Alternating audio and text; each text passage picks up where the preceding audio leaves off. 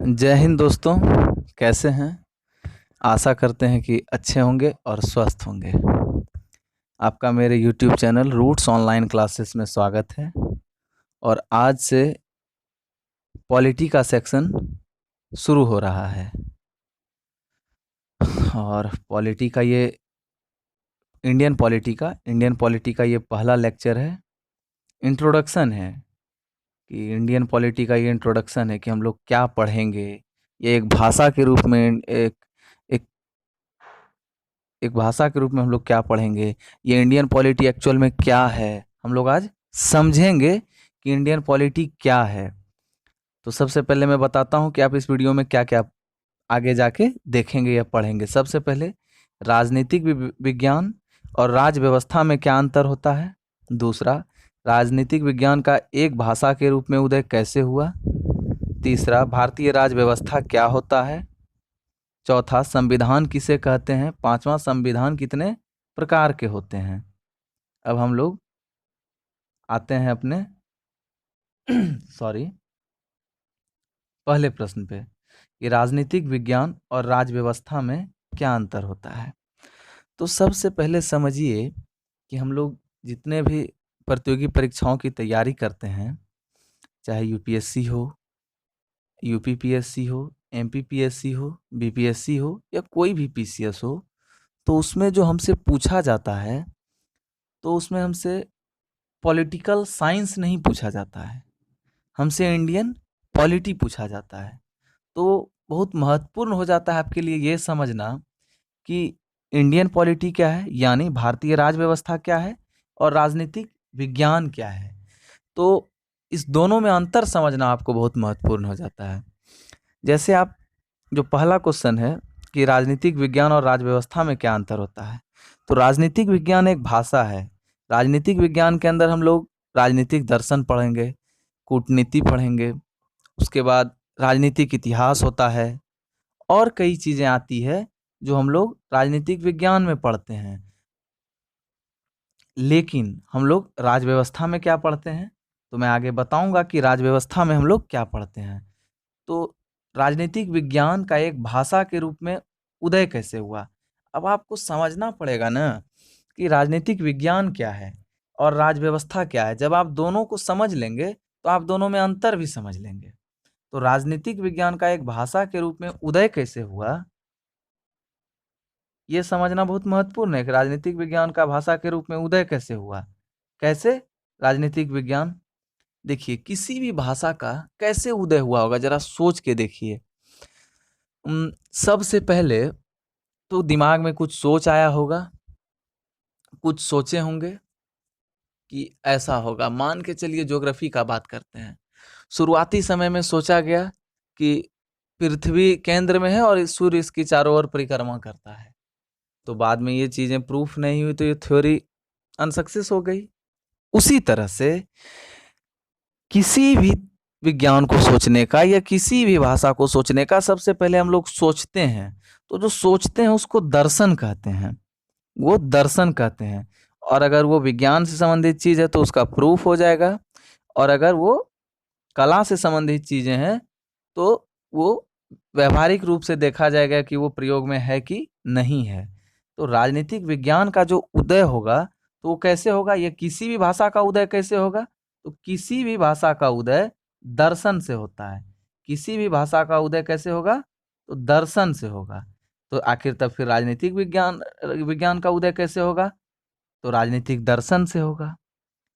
तो अब समझना पड़ेगा कि आपको राजनीतिक विज्ञान कहाँ शुरू हुआ, आखिर ये भाषा के रूप में उसका उदय कैसे शुरू हुआ। जैसे आपको पता है कि हम लोग के यहाँ कौटिल्य ने भी एक किताब लिखा था, अर्थशास्त्र लिखे थे, किताब लिखे थे कौटिल्य ने, चाणक्य जिनको कहते हैं। अर्थशास्त्र की किताब उन्होंने लिखा था, जो अर्थशास्त्र कम और पॉलिटिक्स के रूप में ज़्यादा था। उसमें राजनीतिक चीज़ों का वर्णन ज़्यादा था कि एक राजा को कैसे रहना चाहिए, एक प्रजा को कैसे रहना चाहिए। लेकिन एक जब पॉलिटिकल साइंस का उदय हुआ तो चूंकि उस समय आप ये मान के चलिए कि उस समय विदेश हम लोग पे अंग्रेजों का शासन था या मुगलों का शासन था, जो कह लीजिए। तो वो रिकॉग्नाइज नहीं हो पाया। तो जो राजनीतिक दर्शन का जो उदय है, तो आखिर तब राजनीतिक विज्ञान का उदय कैसे होगा? तो दर्शन के आधार पे होगा। तो पहले दार्शनिक कौन है? राजनीतिक विज्ञान के पहले दार्शनिक हैं सुकरात। सबसे पहले दार्शनिक राजनीतिक विज्ञान के कौन है? सुकरात। यानी सुकरात ने ही राजनीतिक दर्शन की कल्पना की।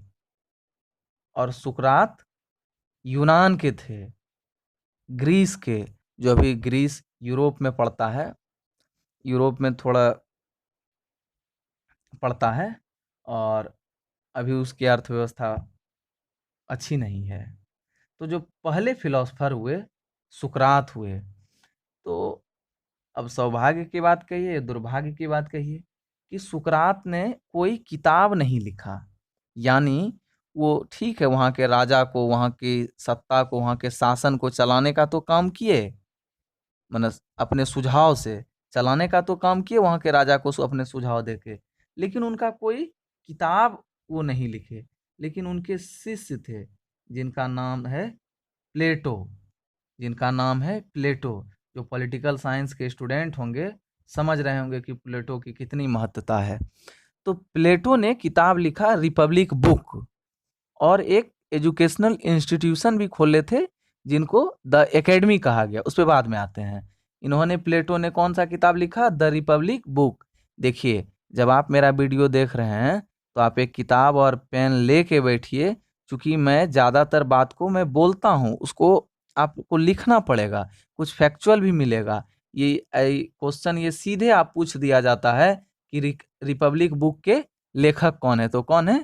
प्लूटो है। प्लूटो ने पहला किताब लिखा, और इन्होंने एक अपना एजुकेशन इंस्टीट्यूशन खोला, द एकेडमी। अब जैसे सुकरात के शिष्य कौन हुए? प्लूटो। तो प्लेटो, प्लूटो बोला जा रहा है, प्लेटो, प्लेटो के, सॉरी, प्लूटो बोला जा रहा था, प्लेटो होगा। प्लेटो के शिष्य हुए अरस्तु। जैसे एक एजुकेशनल इंस्टीट्यूशन खोले थे द एकेडमी, तो द एकेडमी में के बहुत अच्छे माहिर विद्यार्थी, बहुत तेज, बहुत मेधावी विद्यार्थी थे, अरस्तु। अरस्तु प्लूटो के शिष्य थे। अरस्तु कौन थे? प्लूटो, प्लेटो के शिष्य थे। फिर पुनः क्षमा चाहूंगा, प्लूटो बोला जा रहा है, प्लेटो के शिष्य थे। सुकरात के शिष्य थे प्लेटो, और प्लेटो के शिष्य थे अरस्तु। जो सिकंदर महान को जिन्होंने बनाया, कह सकते हैं, या उनकी इतनी बड़ी उपलब्धि में एक योगदान, या उनका गुरु, सिकंदर महान का गुरु अरस्तु थे।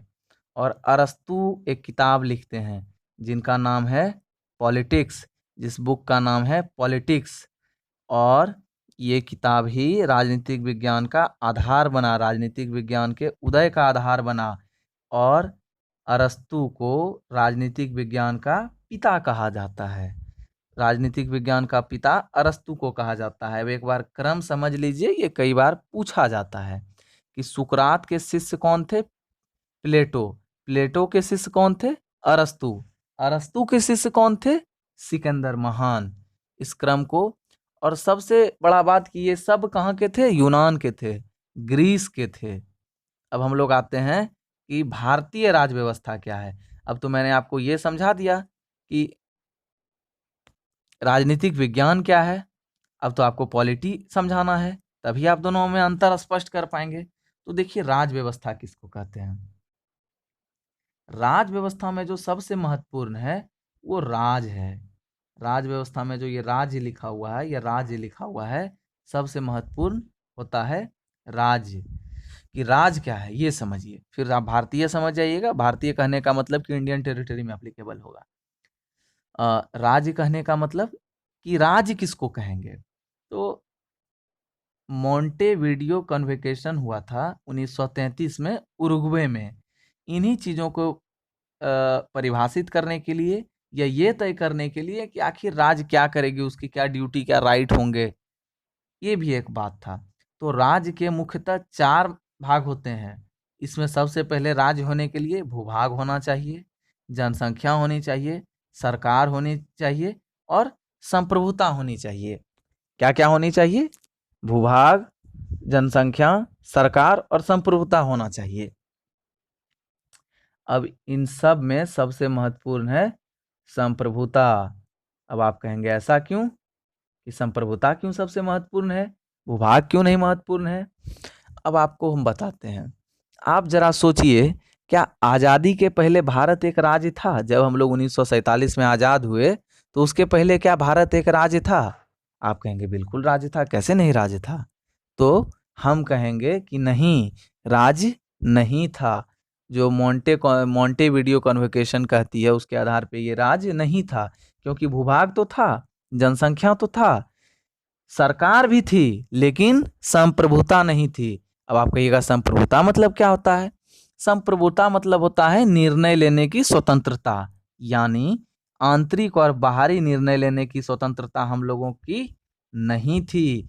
यानी हम लोग संप्रभु नहीं थे, यानी हम लोग क्या करते क्या नहीं करते ये इंग्लैंड के क्राउन से तय होता था।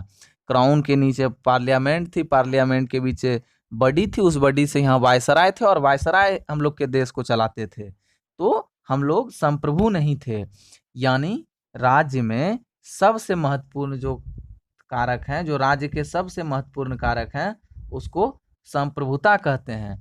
और संप्रभुता मतलब क्या होता है? निर्णय लेने की स्वतंत्रता, आंतरिक एवं बाहरी निर्णय लेने के लिए जो स्वतंत्र हो। अब कहिएगा हम लोग आज राज्य हैं, तो आज हम लोग बिल्कुल राज्य हैं। अब आप किसी भी निर्णय को लेने के लिए हम लोग किसी के अधीन थोड़ी हैं। मान के चलिए कि 370 हमारे देश से हटा, 370 जो हटा तो हम लोग किसी से पूछ के तो 370 नहीं हटाए, यानी हम लोग अब संप्रभु हैं। तो अब आपको राजनीतिक विज्ञान और राज्य व्यवस्था में अंतर स्पष्ट हो गया होगा। अब हम लोग आगे बढ़ते हैं। कहिएगा कि भारतीय राज्य में तो आपने राज्य समझाया लेकिन व्यवस्था नहीं बताया। देखिए, व्यवस्था मतलब होता है सिस्टम, नियम, कानून। तो अब तो राज्य तय हो गया कि ये राज्य होगा, ये राज्य होगा, यानी भूभाग हो, जनसंख्या हो, सरकार हो, संप्रभुता हो। लेकिन अब ये सब कुछ चले कैसे, ये सिस्टम कैसे चले? तो ये सिस्टम कैसे चले इसे जो तय करती है उसके लिए संविधान बनता है। तो हम लोग पहले देखते हैं कि संविधान कहते किसको हैं। मौलिक मौलिक नियमों के समूह को संविधान कहते हैं। ऐसे मौलिक नियमों को आधार मानकर सरकार एक कार्य करती है। कहिएगा मौलिक नियम क्या होता है? आप मान के चलिए कि हम लोग के मूल अधिकार में है कि समानता का अधिकार होगा, समानता का अधिकार होगा। तो ऐसा तो नहीं संविधान में वर्णन है कि अब समानता के अधिकार के लिए भी क्या क्या आप कीजिएगा। वो तो सिर्फ कह दिया कि समानता का अधिकार होगा। अब सरकार इसी के इर्द गिर्द अपने निर्णय लेगी, अपने अपने योजनाओं को बनाएगी।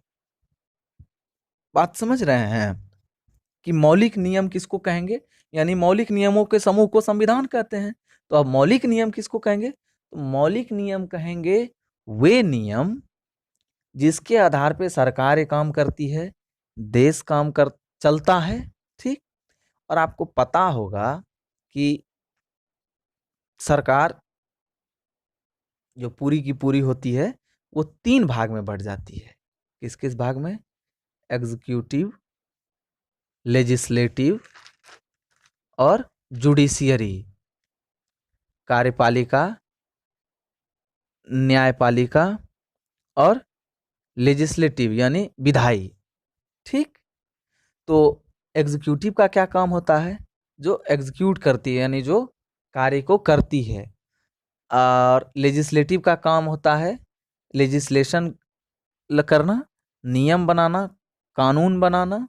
और जुडिशियरी का काम होता है कि इन चीज़ों में ऐसा तो नहीं कि सरकार कुछ किसी चीज़ का क्रियान्वयन के लिए अपने अधिकार का गलत प्रयोग कर रही है, या किसी ऐसे नियम को बना दे रही है जिस नियम को वो नहीं बना सकती है। तो सरकार इन 3 तरह से, यह सरकार के 3 महत्वपूर्ण अंग होते हैं। अब हम लोग आगे बढ़ते हैं कि संविधान कितने प्रकार के होते हैं। अ, एक महत्वपूर्ण कि संविधान कितने प्रकार के होते हैं। तो देखिए, दस्तावेज के संविधान अब 2 आधार पे वर्णित हैं। एक तो दस्तावेज के प्रकृति के आधार पे, और दूसरा होता है राजनीति के प्रकृति के आधार पे। पहला हो गया दस्तावेज के प्रकृति के आधार पे, दूसरा हो गया राजनीति के प्रकृति के आधार पे। अब समझिए कि दस्तावेज की प्रकृति के आधार पे क्या होगा। इसके आधार पे होता है लिखित संविधान पहला, और दूसरा होता है अलिखित संविधान। तो अब हम लोग बचपन से सुनते आ रहे हैं कि इंग्लैंड का जो संविधान है वो अलिखित संविधान है।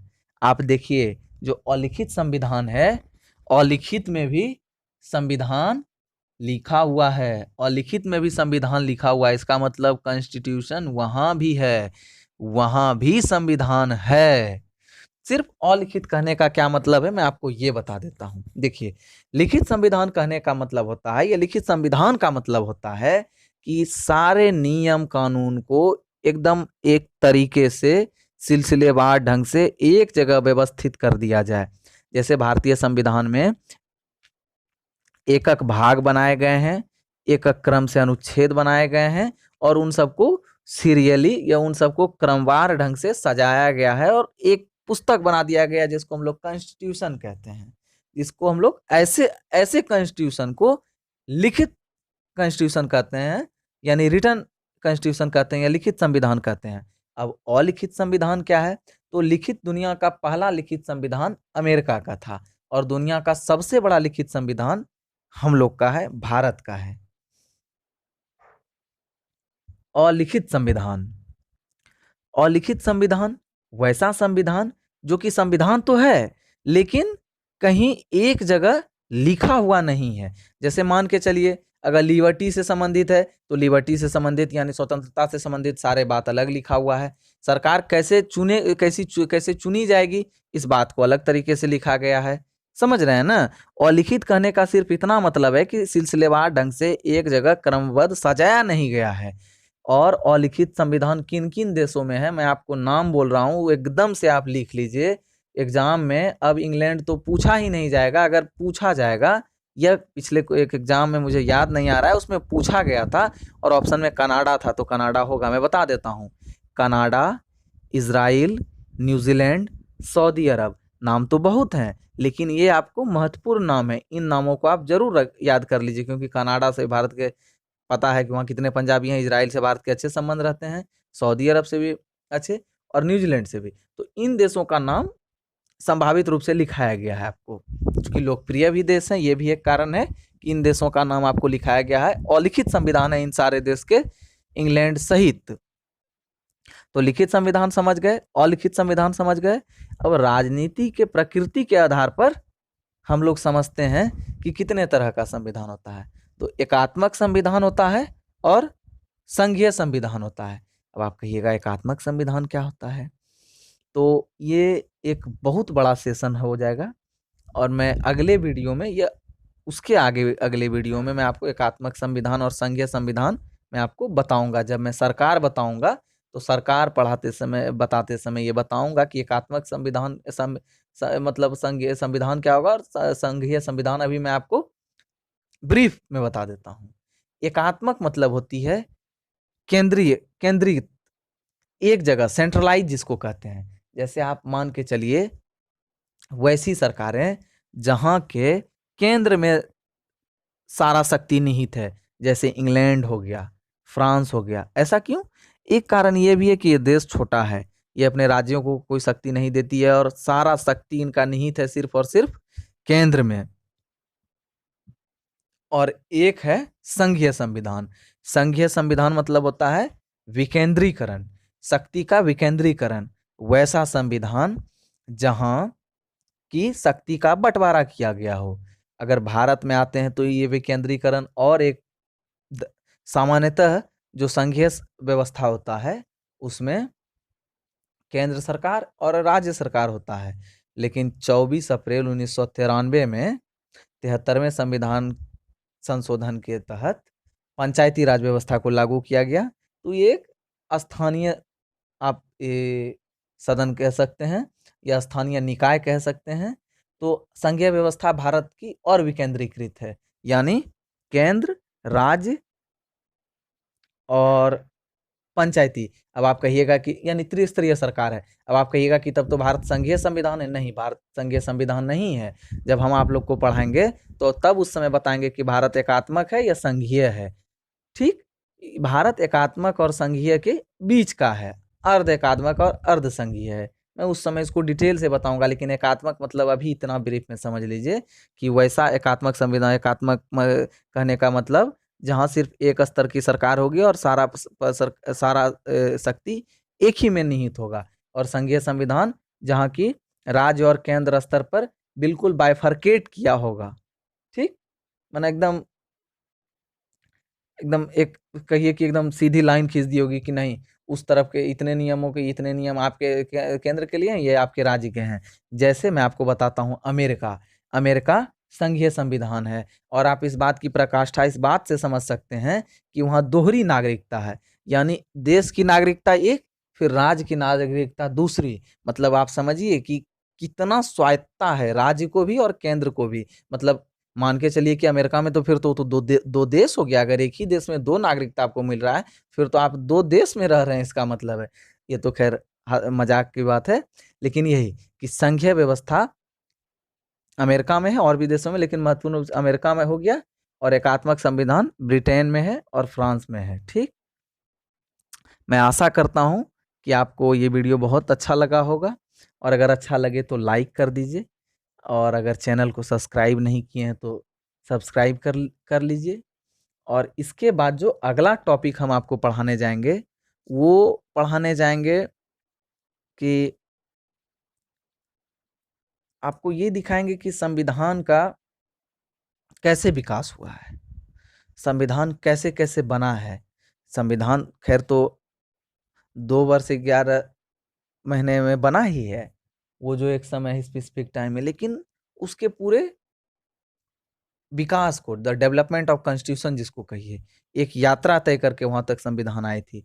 अगला वीडियो होगा, उसके बाद फिर प्रस्तावना बताएंगे, फिर उसके बाद इसी तरह सीरीज कंटिन्यू रहेगा। आपसे पुनः आग्रह है कि अगर मेरे यूट्यूब चैनल पे नए हैं, या पहली बार आए हैं, या बार बार आए हैं फिर भी सब्सक्राइब नहीं किए हैं, तो सब्सक्राइब कर दें चैनल को, लाइक कर दें, और बेल आइकन का घंटी बजा दें, अपने इष्ट मित्रों के बीच बता दें कि एक चैनल अगर उनको लगे इंडियन पॉलिटी की ज़रूरत है पढ़ने की तो, और राय अपना कमेंट ज़रूर दें कि आपको क्या नहीं समझ में आया, या कितना समझ में आया, या आप किसी चीज़ को अगर नहीं समझ पा रहे हैं तो मैं आपके लिए वहाँ पे लिख दूंगा। अगर लिखने भर से मात्र से काम नहीं होगा तो मैं आपके लिए स्पेसिफिक वीडियो भी बना दूंगा। धन्यवाद।